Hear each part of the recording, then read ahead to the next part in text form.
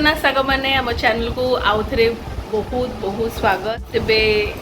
आज टिके लेट रे मु ब्लॉग तैयारी करुँचे माने लेट तो नुहे माने संध्या रे ब्लॉग तैयारी करुँचे।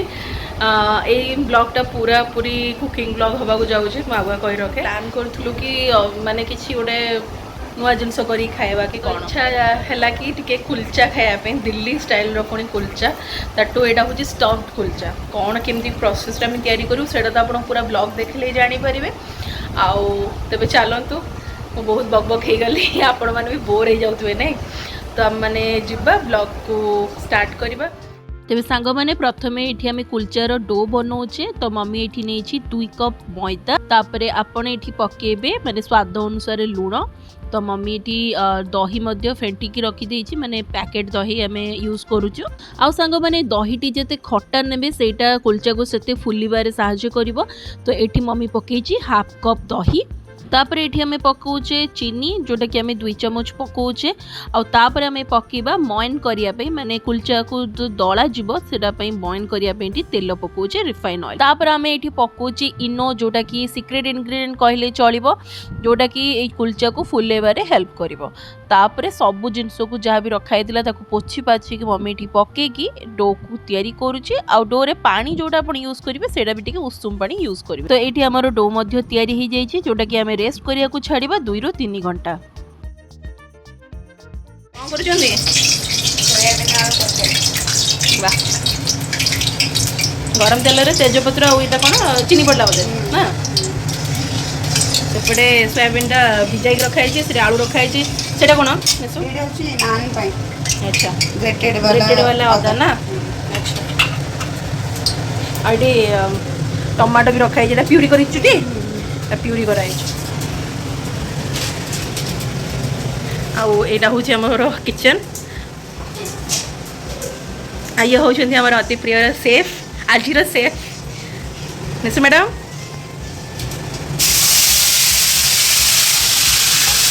तो ये तरकारी माने कुलचा सहित तरकारी रेडी करा होची। तो फास्ट एठारे पड़ेला टमाटो प्यूरी माने टमाटो बटा और ये गोटे कौन मसला स्पेशल मसला तैयारी कराई कौन गरम मसला हाँ अदा रसुण अच्छा लंका राग दरकार बोले नाली लंका नहीं ना ग्रीन लंका। ओके तू ये सुखिला लंका बटा ना मैंने यहाँ गोटे स्पेशल ग्रेवी गरम मसला पड़ी बटाए। अच्छा बास्ना भी भल पिज पड़नी बोधे पिज भी पड़ी पिज कि फाड़े पड़ी ग्रेवी माने गोटे ग्रेवी ना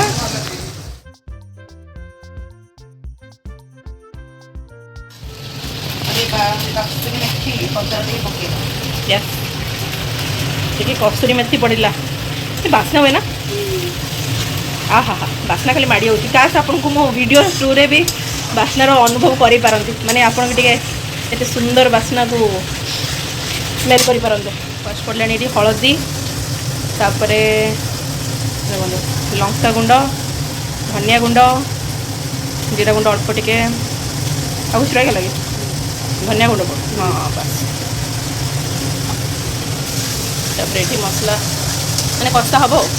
जो कलरटा पूरा मस्त आस पूरा मस्त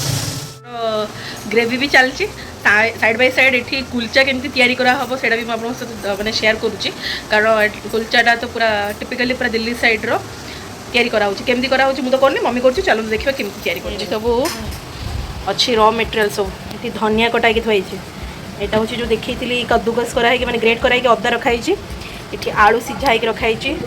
कटा पियाज रखाई ये सब मसला जते जिनस यहाँ तो जना पड़ी माने लंका गुंड चिली पाउडर यहाँ हूँ कसूरी मेथी यहाँ हूँ लंका कटा लुण यहाँ बोधे आई थिंक यहाँ जीरा गुंड जीरा और लंका माने गुंड रोस्ट जीरा और लंका गुंड यहाँ हूँ आमर आउ यहाँ अटाटा ना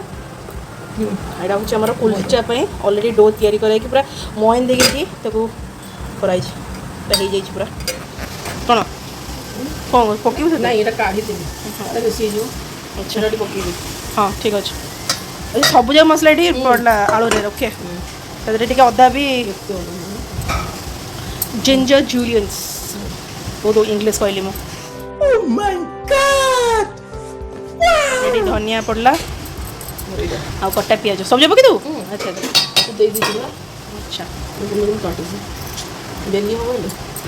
ଏଣିବେ चिली फ्लेक्स अच्छा चिली फ्लेक्स भी पड़ो वाह ग्रेट चिली फ्लेक्स आपन टेस्ट देवे बट कुलचाटा जिते राग हम ना से भल लगे ये गोटे प्राय 1 स्पून 2 स्पून पाखापाखी चिली फ्लेक्स ये पड़ला हाँ तापर आप गोटे माने ये स्टफ हम बोधे ना स्टफिंग हम अच्छा ये स्टफिंग पे डायरेक्ट चकड़ा हो मसला हो गला ना पूरा वाह बढ़िया ही लगुच सांग मैंने देखी कहले यही पूरा पूरा भोजी स्टाइल भाया रोसे तापर मैंने मसलाटा कषा हो सारा ये पड़ो ये मैंने सोयाबीन पड़ुची ये वीडियो को जो मैंने भी आप देखुवे काइंडली गोटे लाइक मो सान पुणी मिठू भी पकेबे सीझाई रखाई आलू ये पड़ला आपड़े चाहिए ना ये दुटा को फ्राए भी करें बट तार टे फ्लेवर अलग आसो ना निश्चय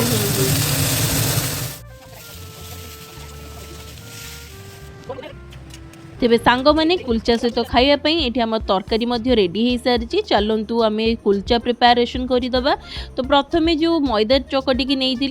छोट छोट माने परटा भाया बल करके आलूर जो पूरा आम तैयारी करते स्टफ माने स्टफिंग देदबा ताको भलरे बाइंड करदबा तापरे ताको छोट छोट जमती आम माने आलू परोटा जमती करू सेमती परोटा हिसाब रे आपण ताको बेली नेबे आउ बेलिया पई आपण चाहिले तेल मध्य यूज करि परिबे नले मैदा मध्य एठी यूज करि परिबे मम्मी एठी मैदा देकी माने बेलुची किंतु जेहेतु आम कुलचाटा प्रथम थर आम घरे तैयारी करूचु सी पुणी बिना ओभन रे तैयारी करूचु तो आम एठी छोट छोट तैयारी करिचु तो देखी पारुथिबे आ बेली सारला परे ता ऊपर आपण एठी कला जीरा पकेबे आउ पकेबे धनिया जोड़ा कि कुलचारे दिया जाए तापर से टिके पानी छिंची सेकी ताको भलरे एमती बेली देबे सो दैट माने धनिया आउ कला जीराटा चिपकी जीवो तापर आम ये नहीं तावा को गरम करी से टिके पानी दबा आउ तापर एथरे कुलचा पकेकी ताको स्टीम करिया को छाड़िबा टिके समय स्टीम हो सारा परे सेथरे आम बटर पकेबा आउ ताको पुणी आउथरे स्टीम हवा को छाड़िबा एठी देखंतु एमिति माने कुलचाटा तयारी हो जिवो आ पूरा फ्लेम टाको लो ही रखिबे हाई रखिबेनी एठी देखंतु आउटे मध्य कुलचा सेका चलची फर्स्ट आगो तयारी हला ताको बे हम टेस्ट करछु मामा आगो ट्राई कलाड़ी नहीं गोटे फाइनली निसु भी बाइट नलाड़ी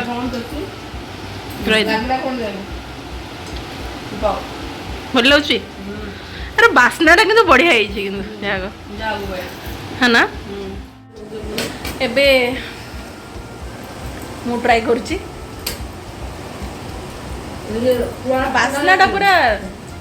आहा कि बास्ना बे तरकारी दरकार पूरा एमती खाईदब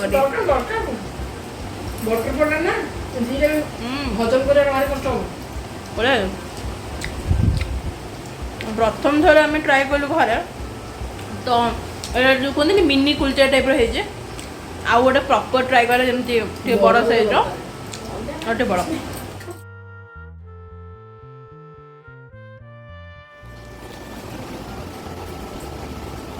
बढ़िया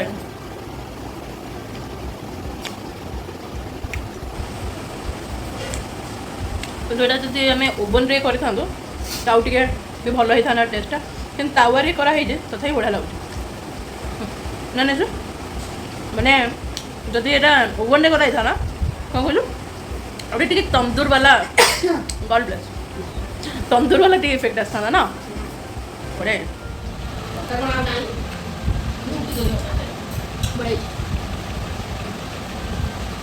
आचार जो थी ना आचार आचार आचार आउ दरकार नहीं भल लगी बोलो अरे हाँ तो आम एबार चटनी धरिक आसले से चटनी को पुदीना चटनी पूरा बढ़िया बेस्ट कॉम्बिनेशन बात तो सही है एती का चटनी भारी बढ़िया लगे देखिए केमती लगुच गोटे बाइट नहीं आउची चटनी सब प्लेट को देख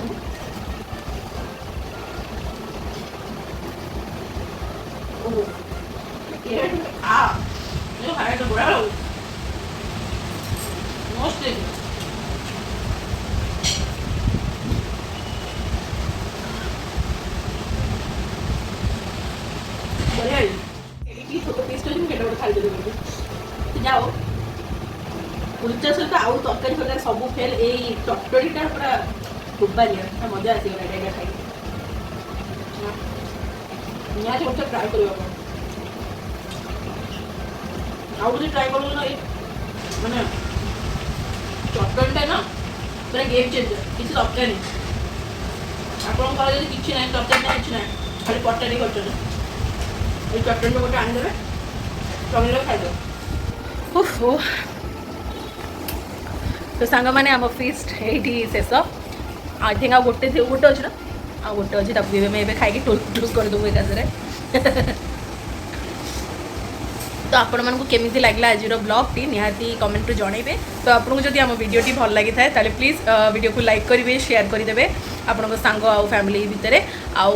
आम चैनल को सब्सक्राइब करके आपको सपोर्ट करेंगे देखा आउटे ब्लॉग रे टिल देन भलरे था जगन्नाथ आपण मानक भल रखि था जय जगन्नाथ।